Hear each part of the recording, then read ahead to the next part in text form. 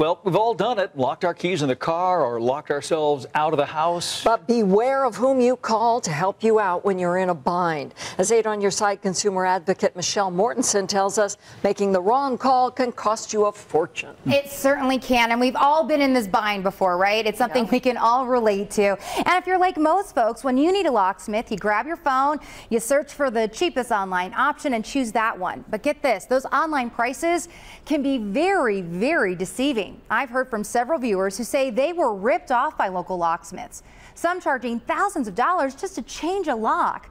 So how can you figure out who's legit and who's trying to rip you off? Well, I went undercover testing various locksmiths in town and figured out the key to finding a good locksmith.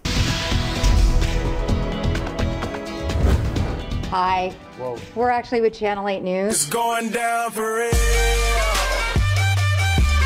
We've been looking for locksmiths who don't know what they're doing, and I think you fit the bill. Thank you. Aid on Your Side spent 2 days undercover at various bait houses in the valley, all to catch overcharging locksmiths. You're looking at $80? It's about 80 bucks. Their websites say one thing. On the phone, they say another. We charge $69. And at your door, well, that's a whole nother story.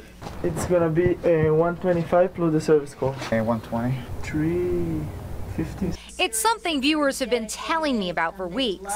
Kathy Effinger and Liz Firestein both say when they called a locksmith advertising quick and cheap service, they got slapped with big bills. And it's going to cost $300. $1,800 and change. And we encountered the same thing when we set out to catch a locksmith. It's $149.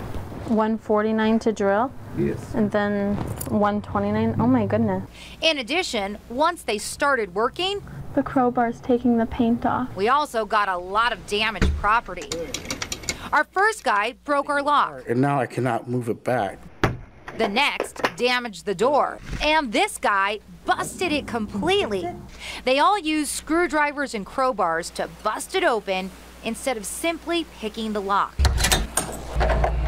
In fact, we installed easy pick locks on the doors every time, and each could be opened with just a credit card. And when we confronted the locksmiths, You know you weren't picking the lock right, though, right? Yeah. most admitted they had no idea what they were doing or had very little experience. How long you been locksmith? Month. When I asked about the overcharging, Are you coming up with your own prices? No, it's the company prices. But the company price is on the website. Yeah, but it's starting price 35. No, it was actually 19. most said they were doing as told. This is the company prices, man. It's not my prices. It's Company the prices, not your prices. This is what my boss tells me to do. They pay me per hour, so I don't care. Nearly a dozen locksmiths were called in our sting. In all, we had 2 no-shows, 5 busted locks, and only 2 guys who honestly tried to pick the lock and charged us as advertised.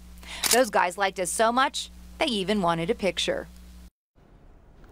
All right, so how should you choose a locksmith? Well, first, always ask to see their license. It should have their picture on it and be issued from Metro. And get this, not one locksmith we encountered had their picture license on them. Second, ask for the price before any work is done, not after, and get it in writing so they can't charge you more. And if you don't like the price they offer, you can always go with another company. And now you know.